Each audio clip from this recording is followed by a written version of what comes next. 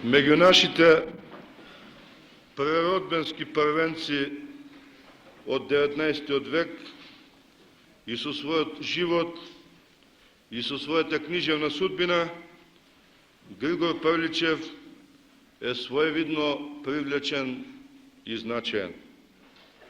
Ниеден од нив не се издигна така брзо и така смело до врвот на највисокото литературно признание, но и ниеден од нив не доживеа толку тешки разочарувања и длабоки внатрешни потреси.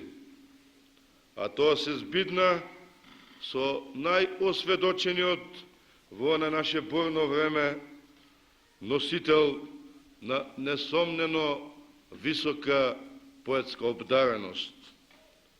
Павличев е истовремено и венценосецот и трагикот на својата поетска судбина. Поетот во него просветна со славата на Дефтерос Омерос, за да догори во мучеништвото на тешки внатрешни борби, во вриежот на собствената раздвоеност и во фантастиката и фанатизмот на собствени заблуди. Поет кој пееше на грчки како лебед, за да признае подосна дека неговото пеене на словенски е пеене на буф. Воодушевен до фанатизам, поклонник на еленската култура, но и саможертвен поборник против панелинистичката експанзија во Македонија. Издигнат со ретка за времето интелигентност над средината што го обколуваше и нееднаш потискуван од нејзината ниска културност, свој и тук во родната земја, а свој за своите и тук за тугите, тој остана неизменето свој на своето време и на својата ту бунтарска, ту меланхолична, секогаш неспокојна природа, за да биде за секогаш свој и на поколенијата македонски, како будна човечка совест, како непоткупен со ништо борец, страдалник, како поетоопишувач и лирски исповедник на размерни страници од летописот на преродбенските борби во Македонија. Необичен шум предизвикува наградувањето на таа мала поема сред атинското културно општество. Нејзиниот звучен стих, чистата лирска изворност, стројната целина, омеровските описи прават од неа вонредно дело во фондот на новогрчката поезија. Но авторот нејзин не заспива на лаврите. Во идната година тој излегува со нова поема Скендербек. Конкурсот не се одржува, но поетот е веќе име во литературниот живот на Грција. Поетот останува поет во сите услови, дури најмногу во животните незгоди. Не е случајно што во автобиографијата најпросторно и од литературно гледиште најфункционално место е одделено на затвореничките епизоди и што во длабоките импресии за нив се крие суштествениот повод за нејзиниот напис. Под дејството на општата против панародска борба, што ја водат македонците и бугарите за делото на словенската пробуда, а во која поразвиената бугарска буржуазија го има предводничкото, хегемонното место, Павличев се наоѓа во редот на оние македонски интелигенти кај кои се прогласува бугарска народностна свест. Но Павличев е син на македонската земја. Неговиот мајчин јазик е охридскиот народен говор. Природно беше што Миладинов ја испеа поезијата на својот роден дијалект. Природно беше што Павличев во автобиографијата се приближи до народниот говор. Вистините за огромниот македонски творечки потенцијал не се повеќе само наша својина. Никој што има и усет и критериум за творештвото како остварен интензитет, не се праша дали постои феноменот на македонската национална култура.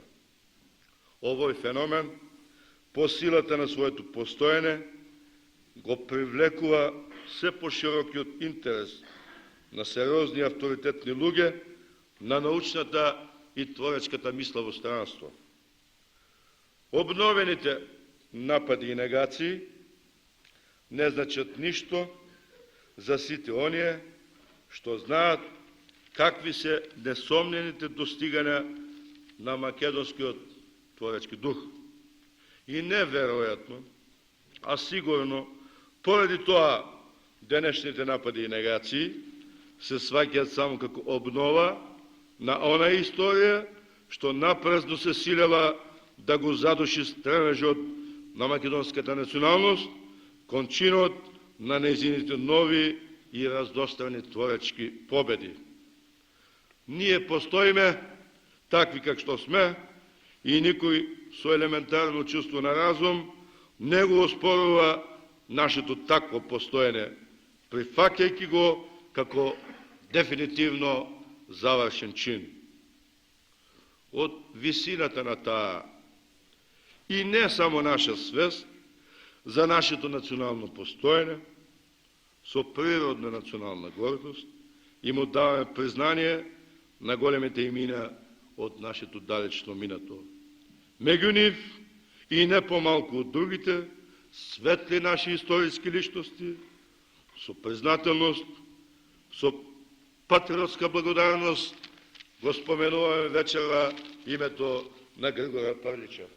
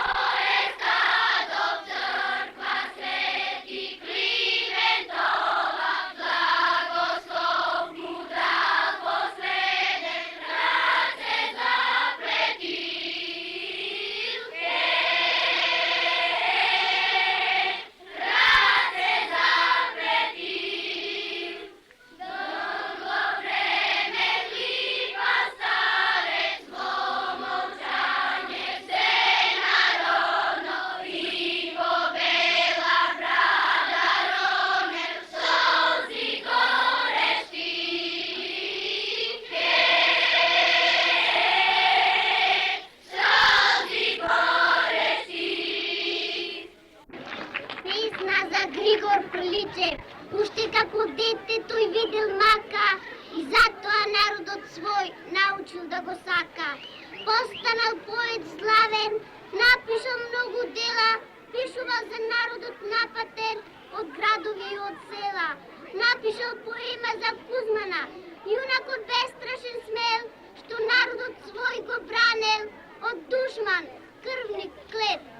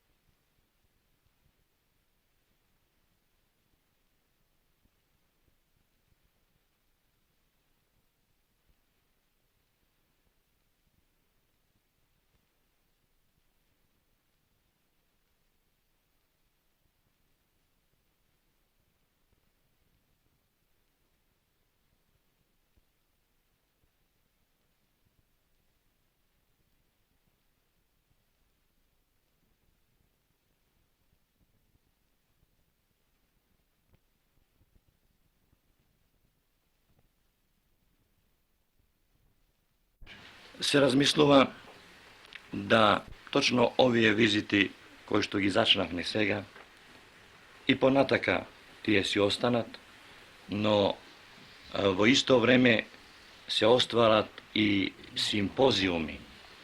Симпозиумите да бидат посветени на делото на Прличев, а во исто време да бидат посветени други симпозиуми, да бидат посветени на епската поезија, на преведувањето кај нас и слично.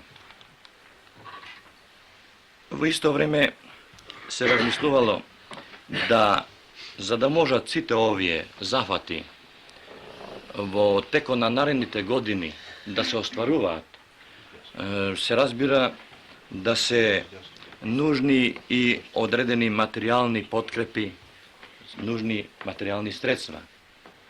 Затоа се предлага, а тоа веќе и постои во Охрид, фонд на Прличев, од кој фонд би се оделувала, се разбира, таа награда и би се спроведувале овие манифестации. Потоа, на мислење исто така сме да во Охрид се основа, а тоа е замислал подамна, дом, спомен дом на Прличев, во кој би била сместена преродбенска литература, а во исто време и Григор Прличев да си има свој кат. Сметаме дека и за тоа би постоело услови, а таквиот дом да се изгради на местото, односно на куќата на Григор Прличев. Нам неговата автобиографија можне многу ни служи за да заокружиме низа прашања од нашата национална историја. Неговата автобиографија ние ја споредуваме и со податоците што овдека исто така еден голем охриджанин Никола Поп Стефанија што ги издаде Езерски, и податоците во автобиографијата на Прличев служат како автентичен извор за нашата историја. Знаеме дека Григор Прличев бил во родбински врски со Христо Узунов, но знаеме исто така дека Григор Прличев со својот опус, а особено со Сердарот, силно влијаел за личноста на Христо Узунов. Ако правиме споредба со подвигот на Христо Узунов во Цер и бараме некои корени во Сердарот, тогаш ни се наметнуваат многу коинциденции во тие два лика, во два хероја на овој охридски крај. Исто така, значено е да се истакне дека овдека во Охрид, после 1870 година, кога им се создаваат можности за општествено-политички живот, овдека се појавуваат самодејни кружоци, а исто така действува и друштвата Свети Климент Охридски, во кој што се развива една интересна општествено-политичка дејност, една интересна општествено-политичка борба на охридското граѓанство. Исто така имаме една самодејност изразена во личност во движењето на така наречените фарии, револуционерни, предреволуционерни организации кои што служат подос на револуционерната организација како мощен важен фактор во вооружувањето на четите и така натака. Сето тоа наметнува низа прашања дека е можно со личноста на Глигор Прличев да се разгледуваат и низа значени прашања од нашата национална историја, стрикно поврзани со личноста и на вториот Омир и на Глигор Прличев. Оваа манифестација за мене е масовното манифестирање на творештвото на Прличева и на периодот на нашата преродба и на целиот 19 век. Да прерасте тоа во празник на нашата литература и на нашата национална култура. Преку повеќе манифестации во кој ќе биде опфатен целиот град. Училиштата, културните институции, уметничките институции и сето тоа да биде поместено некаде спроти деновите на Охридското лето. Може би со почетокот на летото. Мислам дека би било тоа многу добро и тој вид на манифестацијата треба да се одржува секоја година. Што се однесува до некои конкретни предлози, јас би ставил една своја резерва на наградата за поема, затоа што сметам дека се работи за еден книжевен жанр, кој што доживува период на сериозни трансформации, на модификации, па дури се наоѓа во период на известно опаѓање. Недоволно масовен, недоволно популарен и ми се чини дека ако веднаш се определиме за една таква награда, со сила би ја терале литературата да се движи по еден правец по кој природата на литературата може би веќе не оди или сака да оди на други начини. Меѓутоа се согласувам да се ориентираат овие средби, заправо оваа визита на кај Прличев, на една награда за превод и таа да се доделува на 3 години, бидејќи преведувачката дејност кај нас не е многу активна, но еден таков период од 3 години дава можности да се оценат многу значајни остварувања.